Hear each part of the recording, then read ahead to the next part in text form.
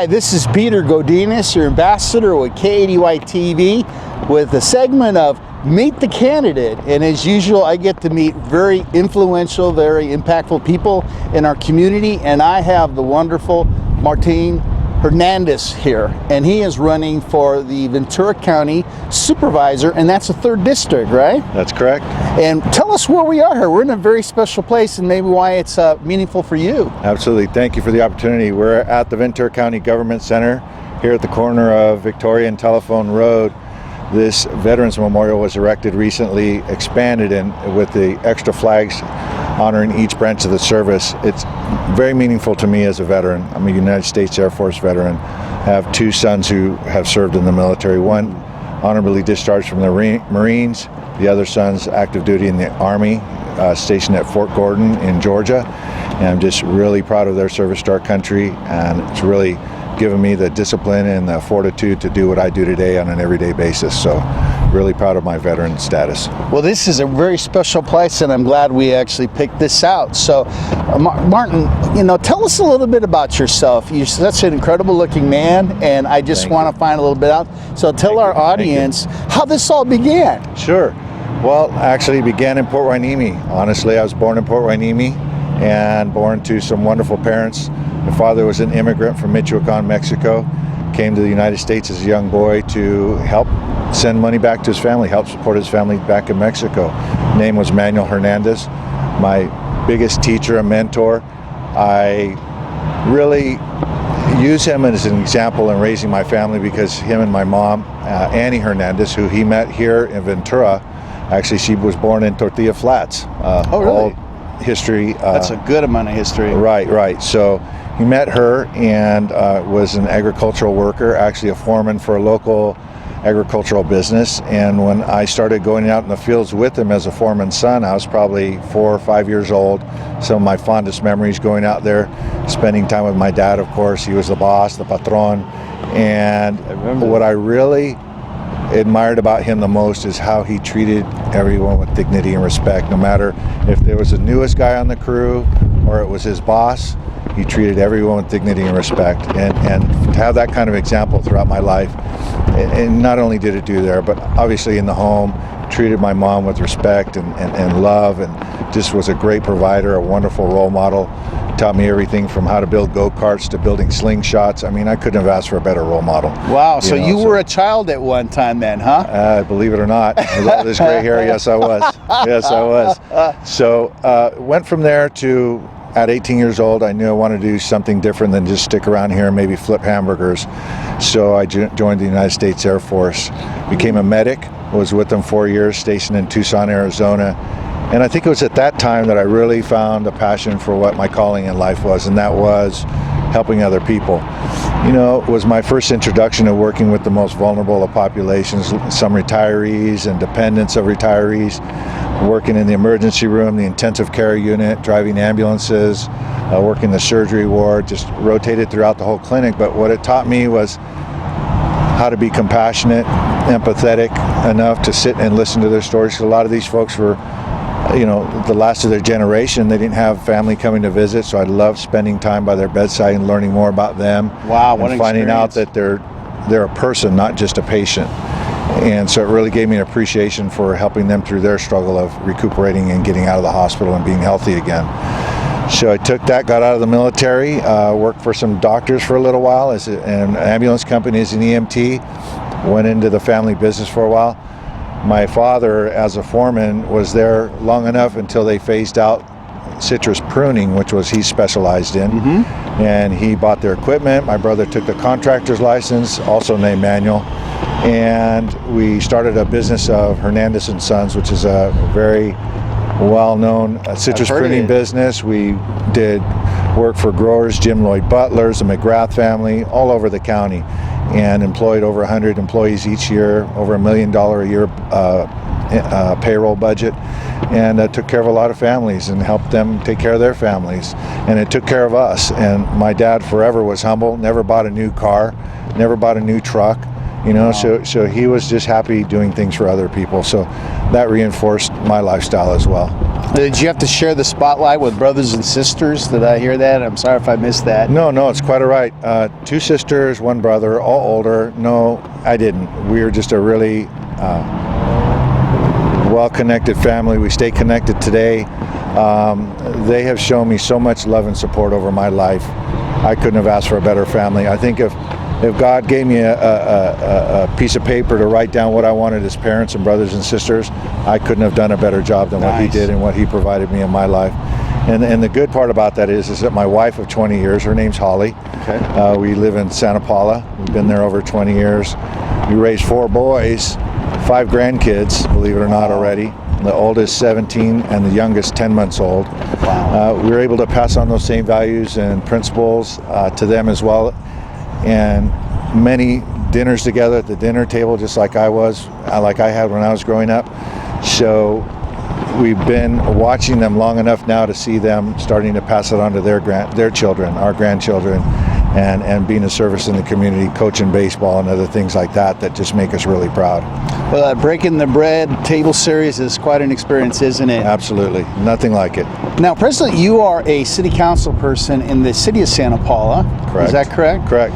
And so what are some of the things, let's say the top 2 or 3 things that really stick on your mind and what you are wanting to accomplish as the 3rd District's supervisor? As a supervisor or council member? Well, that's a good question. As a supervisor. Okay, as a supervisor. Some of the top 3 things really that I really like to focus on, having had the experience of sitting on different committees for supervisor long, I've been exposed to one that's really important for me is public safety. I've got to say, and not in this order, but with the recent change of Assembly Bill 109 and Prop 47 has increased the return of prisoners early back to our communities. I see how it's not only made an impact on the resources that we have in place now, which were pretty much underfunded in every community in the county, including Santa Paula.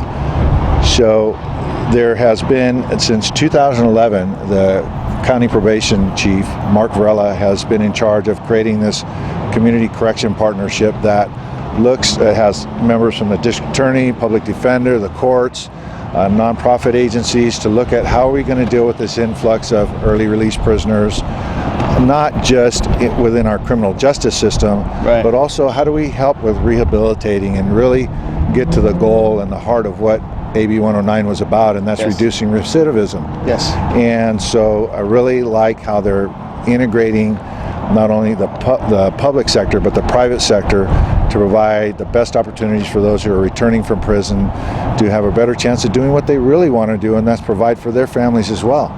Unfortunately, they don't always come out with the tools to do that, so partnering with the nonprofits gives them work experience, how to develop your resumes, therapy that they need to help them with the criminogenic thinking that they oftentimes have carried around for a long time, and they don't know that there's a different way. So it's really nice to be a part of that, watch that happen, and hopefully starting to make a difference with that population, which in turn will make healthier communities because you're reducing crime in the communities when they're not going back to prison, right? Yeah. So that's one that I'm really interested in. That in the juvenile justice side, I represent the supervisor on this juvenile justice correction committee, which really focuses on services for the youth who are incarcerated in the juvenile facility on Vineyard, and also helping them with a warm handoff, if you would, when they're released from that facility back into the community, and connecting them with those service providers even before they're released, so that when they're released they know where there's a place to go where they can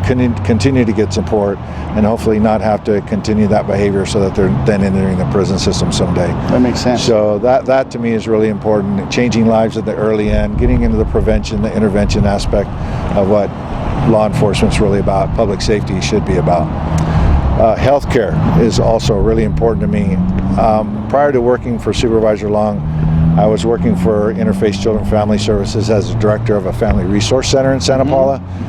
That really provided an opportunity for, again, that young population, 14 years old and younger, to really look at a different alternative to continuing down the same path and try something different so that they're successful not only in school but in family and jobs and in their future. So before that I was actually an employee of the behavioral health department with the county. yeah, was a SEIU dues paying member, and I was working with clients firsthand that had chemical dependency. I was a certified addiction treatment specialist. I worked with